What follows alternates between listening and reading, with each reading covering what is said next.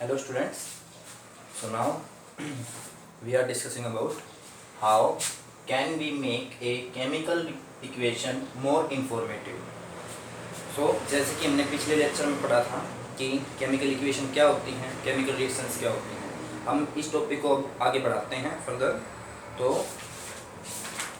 अब आज हम स्पेशली ये देखेंगे हम कैसे किसी इक्वेशन को, केमिकल इक्वेशन को इंफॉर्मेटिव बना सकते हैं, मोर इंफॉर्मेटिव, मतलब उस एक केमिकल इक्वेशन से ही हमें सारी इंफॉर्मेशन पता लग जाए about the reactant and products. ठीक है, सो हम इसको एक एग्जांपल के थ्रू समझेंगे। So let's take an example N2 plus 3H2 N2 plus 3H2 it becomes 2NH3 2NH3। अगर मैं इनके साथ कुछ सिंबल्स का यूज करूं तो ये इक्वेशन हमें ज़्यादा इंफॉर्मेशन देगी। बट अभी हमें क्या इंफॉर्मेशन मिल रही है कि जो नाइट्रोजन गैस है और हाइड्रोजन गैस है वो दोनों कंबाइन हो रहे हैं और हमें प्रोडक्ट में मिल रहा है NH3।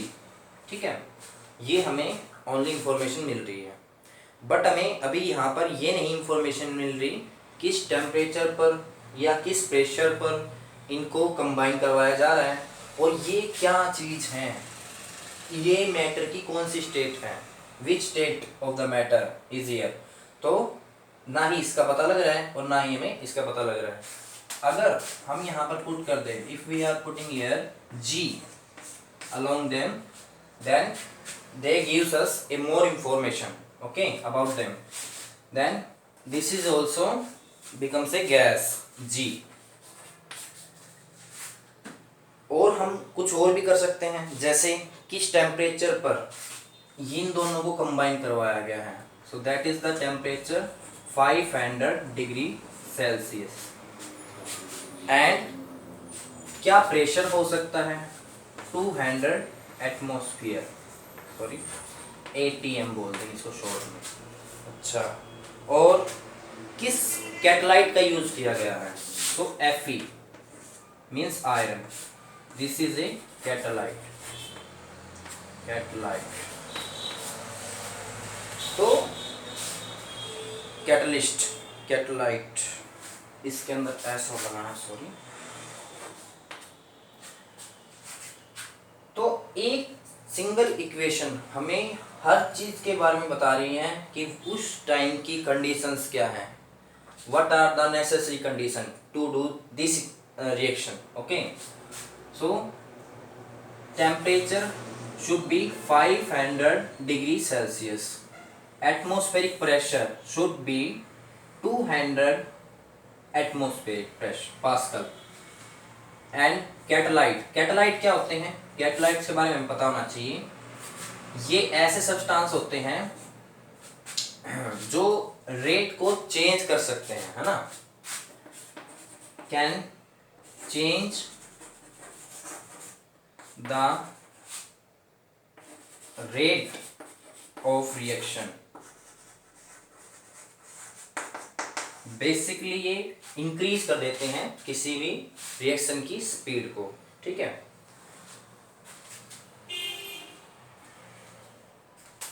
देन हम एक और एग्जांपल लेते हैं ऐसे ही इसको समझने के लिए।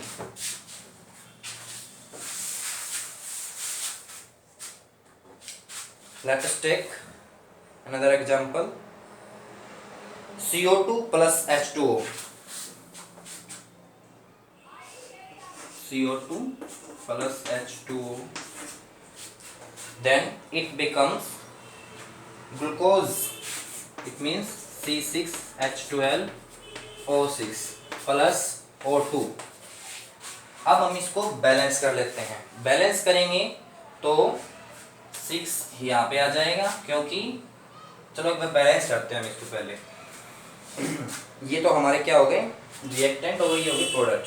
ठीक है, प्रोडक्ट में चेक कीजिए सबसे पहले, यहाँ पर 6 जो है कार्बन है, यहाँ पर ओनली 1 कार्बन था तो मैंने इसको 6 से मल्टीप्लाई करा दिया, ठीक है। बट इसको 6 से मल्टीप्लाई कराने से O जो है 12 हो गए, यहाँ पर देखिए 12 हो गए एंड 1 यहाँ पर है 13 हो गए। अब यहाँ पर चेक करते हैं, यहाँ पर तो सिर्फ और सिर्फ कितने हैं, सिर्फ और सिर्फ 6 हैं और 2 ये हैं, यानी 8 हो गए, यानी 5 जो है ऑक्सीजन रिएक्टेंट की साइड में ज़्यादा है।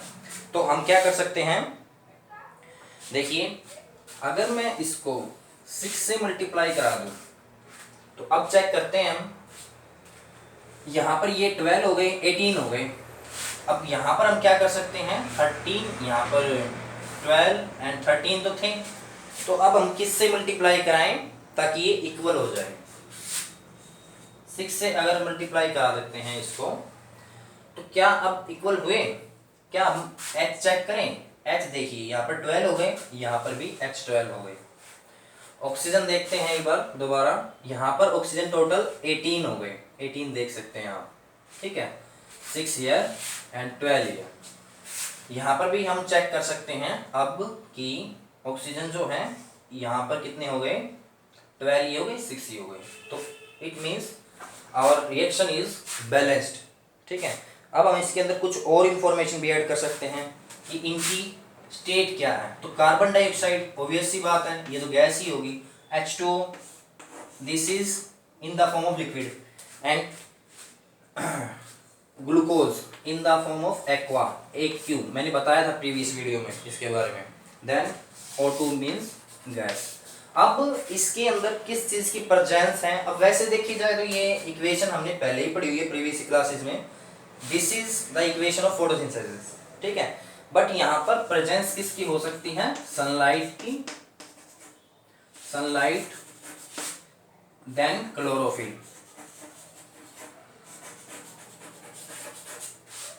सो अब इस इक्वेशन से हमने क्या सीखा कि हमें ये इक्वेशन अब ज्यादा इंफॉर्मेशन दे रही है जब हमने सिंबल्स का यूज किया, और जब भी कुछ एक्स्ट्रा कैटालाइट्स वगैरह या किसी अदर सब्सटेंस की प्रेजेंस होती है तो हम हमेशा इस एरो के अबो या बिलो उसको रिप्रेजेंट कर सकते हैं। So by this way we can make the chemical reaction more informative, ठीक है।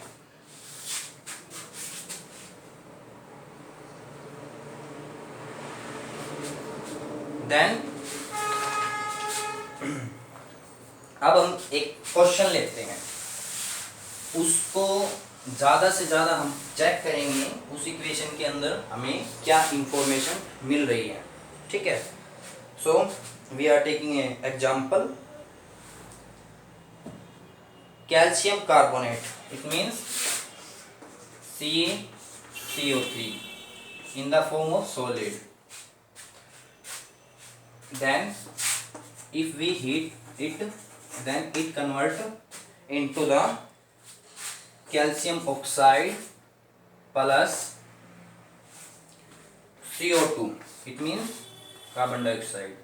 This is obviously gas, then this is a solid, S means solid. So now we are going to find that how many things we can take from this equation, about this equation, ठीक है। So first of all we should know about the name of each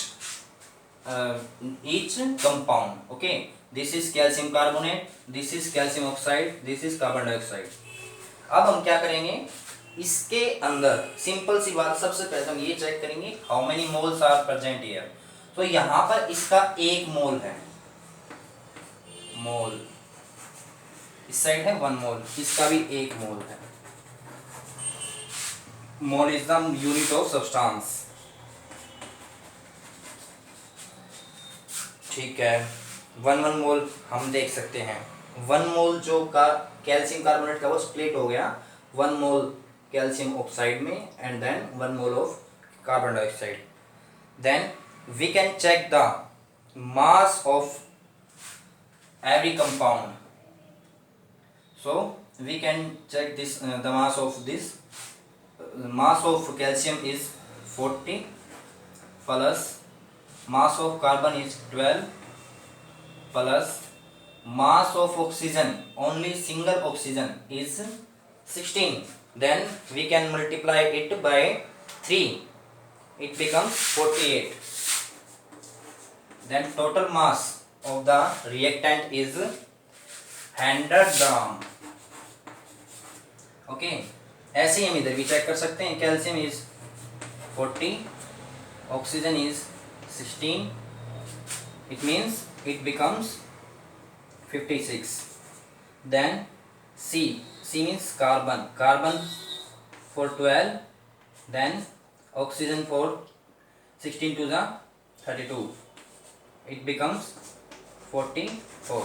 और अब हम ऐसे भी check कर सकते हैं कि यहाँ पर law of conservation of mass apply है या नहीं है, क्योंकि हमने पढ़ा है कि एरो के लेफ्ट हैंड साइड में रिएक्टेंट होता है और राइट हैंड साइड में प्रोडक्ट होते हैं, और उनका सभी का जो टोटल आएगा प्रोडक्ट्स के मास का, तो वो भी रिएक्टेंट के मास के इक्वल होना चाहिए. यहाँ पर रिएक्टेंट कितना है, 100 ग्राम है. देन यहाँ पर 56 and 44, it also becomes 100 gram. Okay अब हमें किस किस चीज के बारे में देखो इंफॉर्मेशन दी इसने, इक्वेशन ने हमें ये बताया कि ये जो मटेरियल है सॉलिड है, ये भी सॉलिड है और ये भी गैस है इन सिंबल से. फिर हमें इसी इक्वेशन ने ये भी बताया कि हीट करी तो ये स्प्लिट हुआ दो प्रोडक्ट में. ठीक है, तो एक इक्वेशन हमें बहुत सारी इंफॉर्मेशन दे सकती है. अब कुछ बातें हैं इस चैप्टर के बारे में, वो इंपॉर्टेंट टर्म्स हैं, उनके बारे में देख लेते हैं हम. जैसे all chemical equations are written under normal temperature pressure conditions. यानी कि ज्यादातर कंडीशन में हम क्या कहते हैं कि कोई भी केमिकल जो इक्वेशन है, रिएक्शन है, वो करवाई जाती है नॉर्मल. इसको बोलते हैं NTP. N means normal, T means temperature, P means pressure. अब कभी भी नॉर्मल टेम्परेचर आप मान के चलेंगे जब भी आप ये करेंगे 273 केल्विन. प्रेशर को क्या मान के चलेंगे, 1 एटमॉस्फेयर. और 1 एटमॉस्फेयर किसके इक्वल होता है, कितना, अगर आप इसको यूनिट में बताएंगे प्रेशर की यूनिट में, तो कितना हो जाएगा ये, it becomes 1.01 into 10 raise to power 5 pascal. PA means pascal. तो ये हम कंडीशन मान के चलते हैं जब भी कोई नॉर्मल इक्वेशन सॉल्व कर रहे हैं या फिर कोई भी रिएक्शन करवाई जा रही है. ठीक है, और इस कंडीशन के अकॉर्डिंग जो 1 मोल ऑफ गैस का जो वॉल्यूम होता है इन सभी नॉर्मल इस कंडीशन के अंदर, ठीक है ना, volume of 1 mole of gas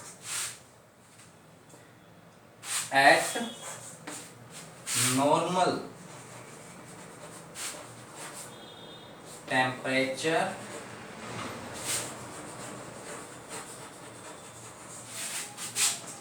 pressure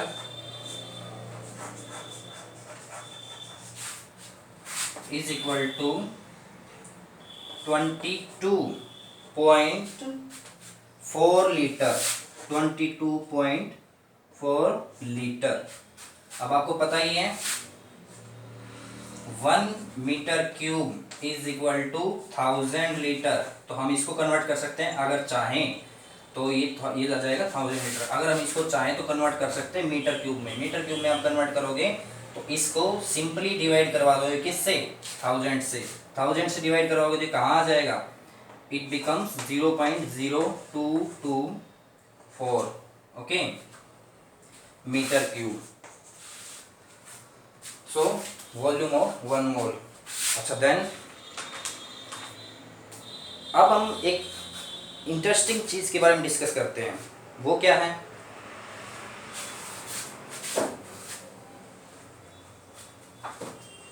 बताते हैं, एक मिनट।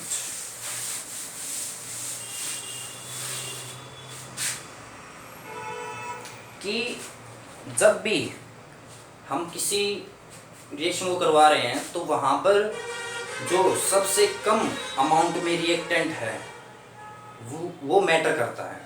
कैसे? उसी को हम लिमिटिंग रिएक्टेंट बोल देते हैं। Limiting reactant. एग्जाम्पल लेते हैं हम, जैसे हम एलपीजी को बर्न करवाते हैं घरों में, तो ऑब्वियस सी बात है, हमने पढ़ रखा, जब भी किसी भी चीज़ की बर्निंग होती है तो वहाँ पर ऑक्सीजन की रिक्वायरमेंट होती है।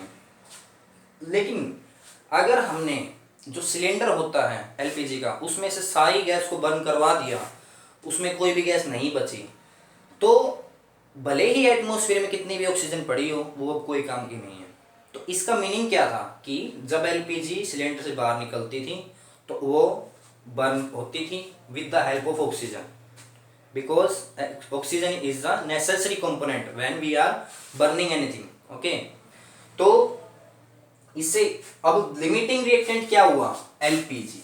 तो हमारे उसके रिएक्शन के हिसाब से, रिएक्टेंट्स के हिसाब से लिमिटिंग रिएक्टेंट यही काम करेगा।